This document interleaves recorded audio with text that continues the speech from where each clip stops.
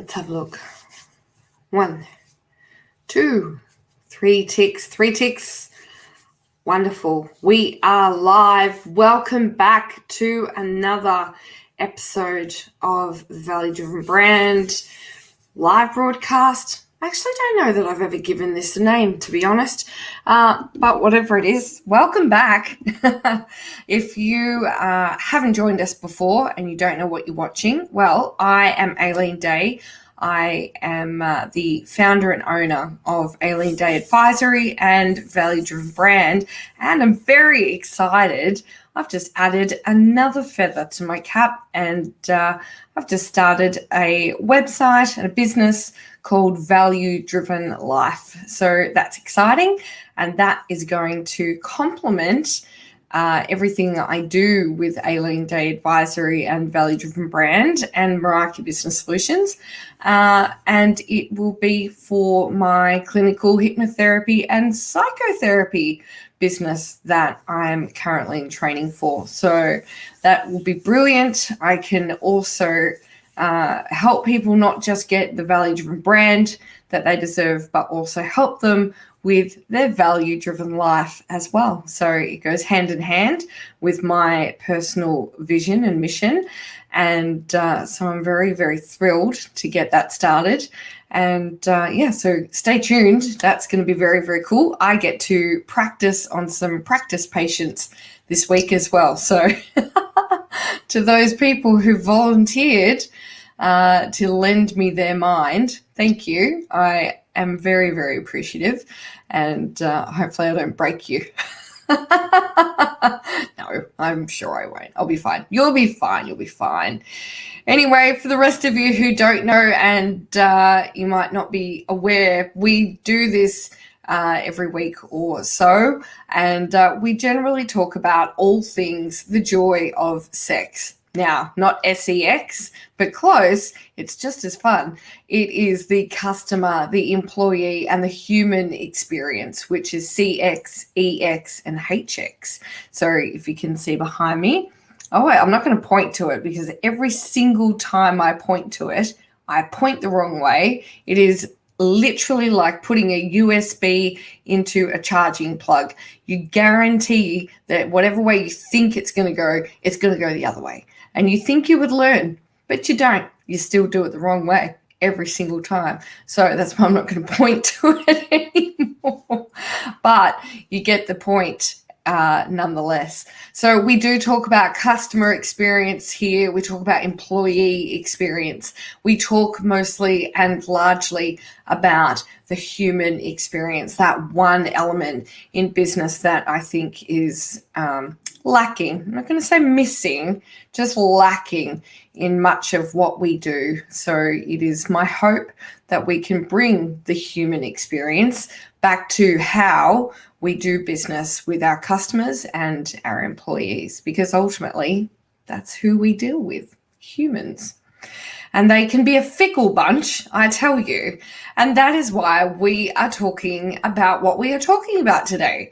So if you haven't seen the notification, what we are talking about is how do you get better results from your team and maybe even from yourself, right?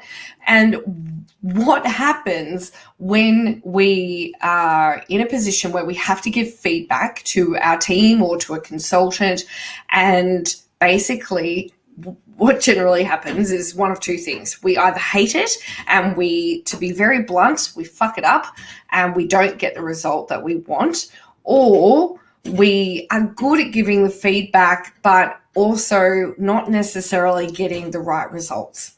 So in my very vast experience of receiving feedback, and I love, actually, people think I'm full of shit. I love getting feedback because I love and value my time, right?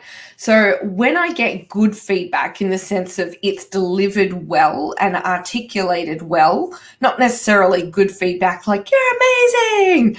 I mean, I love that feedback too. But when I get well delivered feedback, I actually love it, because what it does is it helps me do that thing that I value better. and it helps me get what I value, which is my time, back, because I'm not wasting my time trying to guess, and I understand the, I guess, direction that people are looking to go in. And that's not to say I always agree with the direction, and I'm very, very prolific at asking questions to the point where some people in my past have taken offense. It still cracks me up. How many people get offended when I ask questions because well, I mean, a few things can come up when I ask questions. It can point holes in their thinking and they don't like it. Or it can imply that they've not been articulate or clear in their message and they don't like it. Their ego just doesn't like it. But I would say that when I ask questions, it's not to be rude, and it's certainly not to undermine, but it is because I value my time and I value giving the people that I do work with and for what they're wanting, right? Without the piss farting around, right? I don't want to waste my time. If you have a vision, then articulate that vision. And if I still have questions after you've articulated it, it's only because those questions being answered are going to fulfill the gaps in my mind when I go and do that job for you. So I can either ask them then and there, or I can get halfway through it and you realize you probably missed telling me a few things, and then I have to go back and do it again. So really, what would you prefer? I prefer to just get the information up front. If that means that you have to go back to the drawing board a little bit and get some answers for me, then so be it. That's just all part of doing business. As part of human, right? Is going and filling in the gaps for a wonderful outcome. So anyway, I want to talk to you about how do we get a better result when it comes to having to give our team or other people that we're working with feedback. And we in business, I'm certain, have all come across what's called the sandwich, the feedback sandwich. Now, I love a good sandwich, but I fucking hate feedback sandwiches. I hate them. They are one of the things that could go in the bin with so many other outdated and useless business practices. Because the problem with a feedback sandwich, and let me just kind of summarize, if you're watching this and you're like, oh, I don't know what a feedback sandwich is, has it got ham on it? It does not have ham on it, and if it did, it would be moldy, and it would be cheap, nasty ham. I've worked in a deli. I've worked with plenty of cheap, nasty ham, so you don't want it. But ultimately what a feedback sandwich is it's this process that was kind of created many a millennia ago and deemed the way to deliver feedback is that you start with a compliment. And then, so that's your bread, right? And so you start with a compliment when you have to deliver feedback, and you tell the person how wonderful they are or how great a job they've done or whatever the deal might be. And then you go into your feedback, which usually tends to be, I loved your work, you've done great, but. Now, the amount of times I've had a feedback sandwich, because even when I was in business school, that's what they taught, right? That's what they taught when it came to communicating feedback. And I mean, I know I'm old, but I'm not even that old, right? And so it's been around for a long time. So I have received feedback sandwiches more than I can count, because that's the way it was taught back in the day. And people loved it and ran with it. It was an easy concept. The problem is that every time and I'm a very pragmatic person, right? If you've tuned in before and you've not realized that I am very candid, tell it like it is, and just like to get shit done, then tune in a little longer and it won't take long to figure out. So I'm a very pragmatic person, and a feedback sandwich does not work on me, because what happens is as soon as I hear a compliment, I automatically, my brain now says the next line is going to be the opposite of a compliment. And the next line is going to be a criticism. And I was having this conversation recently with a wonderful guest that is coming up. I'm looking forward to releasing his episode on the Value Driven Brand podcast, Ryan Warrener, over in Canada. And he is a professor in communication. And he is actually the one that got me onto this new way of delivering feedback. So ultimately what happens is we start with the bread. We've got the compliment, but then we've got the meat, right? And the meat is the butt. The meat is the criticism or the feedback. And then what we do is, after we've made you feel like shit, we're going to give you another compliment. So that's the bread again, right? So it's a very skinny sandwich. It might even turn you off sandwiches. I should hope not, but you never know, right? So then what happens is, as an employee or as somebody who's just received that feedback, limbically, your brain is now actually confused, right? Because it hears the good, it's confused by the bad because it finished with the good. So you're like, am I good or am I shit? Or do I need to do something, or was it okay?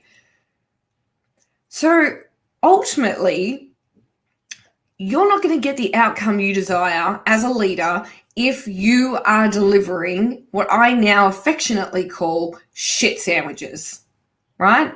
They are shit sandwiches. This is my message to businesses everywhere.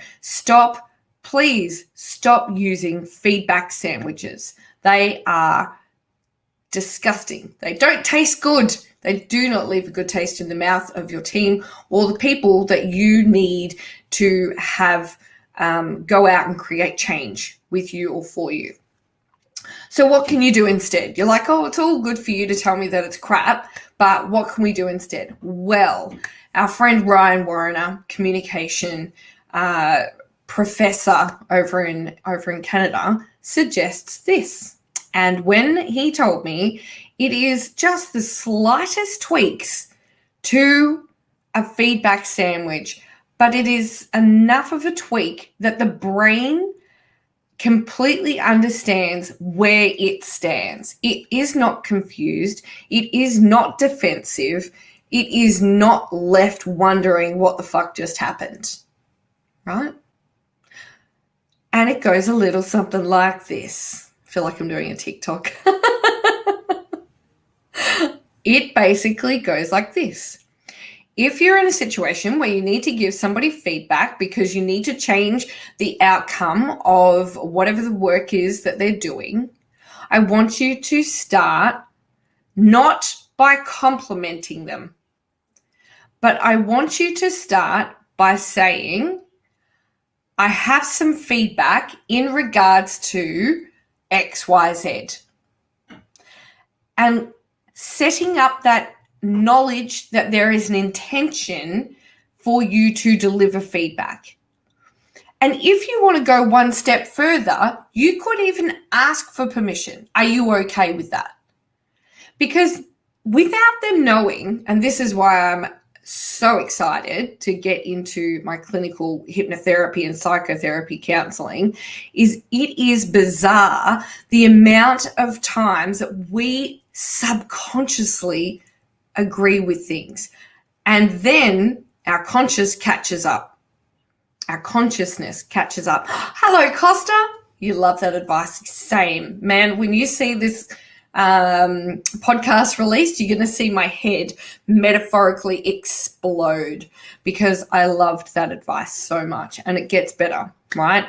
So start with setting the intention with the team member. Let them know that you have some feedback and get them on board with it, right?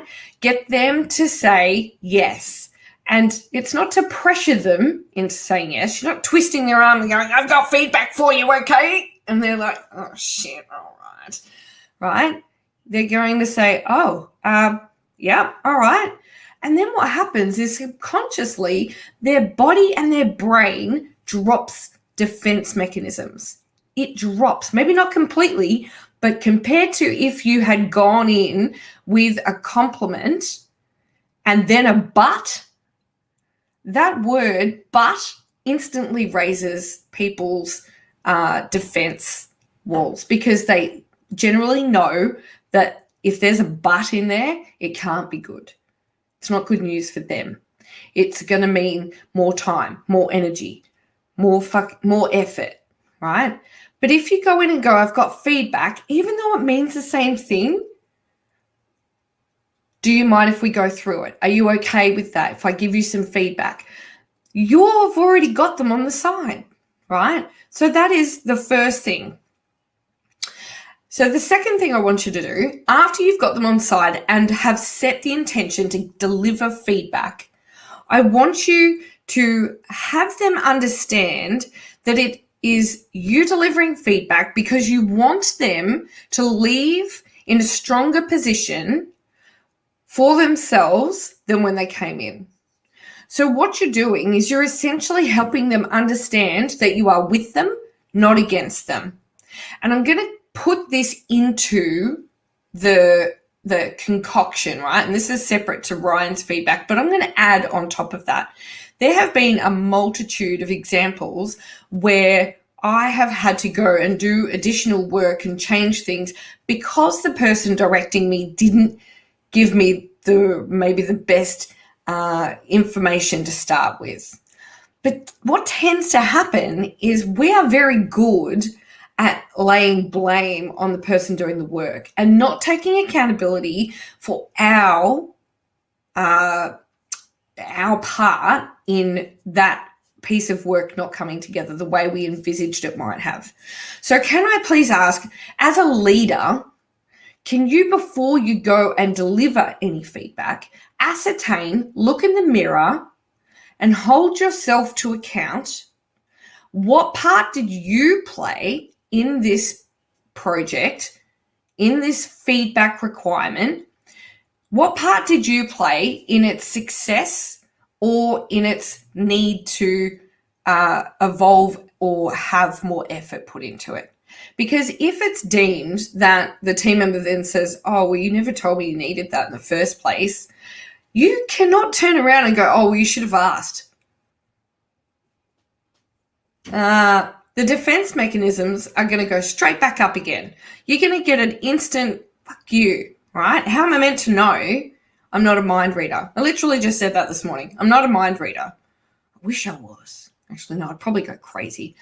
But please, as a great leader, sit down with yourself first and reflect on what you asked for and versus what you got and what part you played, so that when you go and give that feedback, that you can also hold yourself to account in the same situation and know that the team member will appreciate the fact that you were upfront and honest about maybe your shortcoming in how this played out and what you're going to do differently to help them, like we said, walk away stronger than when they came in. Can we do that, please? Because we are becoming great leaders. We are becoming the leaders that deliver an employee experience that keeps our employees loyal to us. And just being human and a little bit vulnerable can do that. You are not expected by any means to be perfect, but what you are expected to do is to be accountable. So please, as leaders, let's do that, right? Let's understand what part we played in the success or demise of this situation. So once we've done that, once we've said, hey, here's my intent to give you some feedback. Are you okay? Can we do that? You're on board. Great. I want to help you be stronger at whatever it is you're doing, stronger as you walk away than when you came in. You know that, right? And it's constantly, you'll notice this constant checking in, right? It's a regular checking in. You're okay. Do you get it? Does this make sense? You know I'm saying this because I want us to succeed. I want you to be amazing. And if I don't give you this feedback, then I'm not helping anyone, and especially not you. And what happens is, done consistently, your team will start to learn that you mean it. Your team will start to know that you actually genuinely want the best for them. And that is how you start to get the best out of them. Hey, Liana. Yes, nothing worse than being chucked into the deep end of a pool. Oh, God, I know, right? With no swimming experience. We have trust in our instructors to show us the ropes to be better, so why not expect that from an employer? Absolutely. And that's the thing, right? Yeah, we get chucked in the deep end constantly through life. That is part of the human experience as well. But the reality is that if I chuck you in the deep end and I didn't realize that I was, at the very second where I understand that I did that, I need to hold myself to account. And I need to say, hey, I didn't help you make yourself stronger in that situation. I need to change that. Can I give you some feedback? Yep, no worries. Okay, well, the next time you jump in the pool, I want you to use your arms, right? Just as an analogy, because it's a really good analogy, Liana. So you've got them on side. You've given them the feedback, right? You have checked in with them consistently. And when you check in with them, I want you to make sure that you're not being condescending either, right? Use that check-in point as an authentic and genuine point for you to know that you are on track with the way that you are developing and delivering that feedback. Because this is as much about you learning how to be a great leader as it is about getting the best results out of your team. So once you've done that and they agree and they understand that you are purely there to give them help to become stronger in the project that they're doing or in the skills that they're developing or whatever it is that they're expected to go and deliver, then I want you to then show gratitude. Then compliment them, not maybe compliment, but make an acknowledgement towards the fact that you see the effort that they've put in, that you understand the energy that they've divulged into whatever it is that you've asked them to do for you, right? I absolutely love it when I hear leaders show gratitude. And we can do this. You know, we talk about a value-driven life as well. We can do this at home. You know, show gratitude to the people in your life. Whenever my son empties the dishwasher, I show him gratitude. I make sure that he understands that I appreciate him being a part of the team. And I will even use those words. Hey, Archer, thanks for being part of the team. He thinks it's hilarious, but he will understand and does understand that I genuinely mean that this family is like a team and we all have to play our part. And instead of maybe being, I don't know, like a lot of parents maybe wouldn't even say thank you. They just kind of go, well, you're a kid, do the job. But the reality is that whatever we practice at work, there's no reason why we can't practice it at home, because the two start to become one. And that's how we start to get complacent. Absolutely. Yeah, we become complacent and it becomes a real kind of entitlement. Like, you know, I fed you and I gave you a house to, you know, a roof over your head. So just do as you're told. And I kind of go, okay, well, that's fair enough. Absolutely. That's true. But also, I find that if you show gratitude, people are more inclined to want to help you, kids included, without the bullshit and fighting. Yeah, I grew up as the oldest of 6 kids. Well, nearly oldest, 4-minute difference. So I know, but I would guarantee you that if you were to show your children genuine gratitude and, no different to maybe say if your partner went and did something for you and you were to hopefully not be complacent about that as well and to say, hey, thanks, I appreciate that. And to do the same thing with your children and the same thing with your team. Because a lot of the time, that's all they need is someone to give a shit, someone who actually shows they care and can be grateful. I know they get a paycheck. I know they get annual leave. I know they get all this stuff. But you know what? I just did a video the other day about the Great Resignation.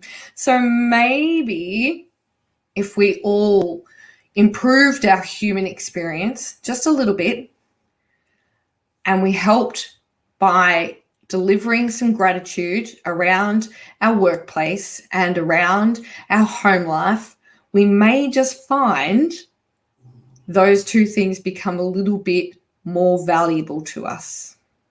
I promise you, I've worked in places where it's happened and it's been lovely. It's been a joy to go to work. It's been a joy to come home. It's been a joy to be with people who are grateful for you and to you, and vice versa. We need our feel-good buckets filled when we do good. Absolutely. And that's the thing, right? Showing a little bit of gratitude or giving feedback without the condescending, bullshit compliment, without the, I nearly kind of feel like the feedback sandwich is the antichrist to productivity, because the amount of times I have received a feedback sandwich and I've spent more time bitching and moaning about the way I got feedback than taking in the feedback, right? It really goes against the grain of what you're trying to achieve. But had somebody come up to me and said, Aileen, I've got feedback for you. Are you okay with that? Oh, yeah, of course. I'm ready to absorb the feedback. I'm ready to have a conversation about what needs to be done differently and how I can do my job better, first and foremost. And then to have somebody say, hey, thank you. I really appreciate it. I know you've been working hard on this. I'm not confused. I'm not upset. I am not distinguished in my ambition and motivation to do the job properly, and I am therefore more productive. And it's a candid conversation. I know where I stand and I appreciate it. And if you think, oh, I couldn't do that with some of my team, or they wouldn't cope, I dare you to test it on them. Because you know why partly they don't cope? Because they don't know where they stand. And if they can't cope, then maybe keep checking in with them. Keep making sure that you're delivering the feedback in a way that isn't breaking them down, right? Because again, this is something that we as leaders need to practice. And you might also remember I did a little podcast. I was on a podcast with ages and it was great, with a guy called Danny Ginsberg, and we talked all things internal mindset and outward mindset, right? Inward and outward mindset. And basically, if you sit in your office and you go, I need to tell them that this sucked, number one, reflect on what part you played on that. And number two, if you sit there and go, oh, I'll just wait till Friday, that's bullshit. That is not great leadership. That is an inward mindset where you are only taking care of your own self. And I want you to go and watch that podcast, and I want you to learn about an outward mindset, which is where you understand implicitly that feedback is necessary to have a team who understand their job, to have a team that respect you as a leader, to have a team who feel valued, because whether we realize it or not, as human beings, we actually do pretty well with feedback when it is delivered in a way that is meaningful to us. I would say, tell me if there's a time where you have had feedback that was delivered really well and you got really upset. I doubt it. If feedback is delivered well, it is likely to ultimately end up with a wonderful culture, a brilliant team, a productive and successful outcome. So, want to know how to get the best out of your team? Change the way you deliver feedback. Thanks, Dr. Warner. Big hats off to you for that wonderful insight. I now am using it everywhere I go, including on my son. I have constantly, ever since that child was born, and probably even before that, I have a massive age gap between me and my younger siblings, and have constantly practiced leadership tactics on them since they were children, and I continue to practice them on my own child as well. And people think I'm crazy, but if you can get a 3-year-old to do what you want, then you're on the right track, because that's a good start. If you can get a 3-year-old to do what you want, you can generally get an adult to do what you want as well.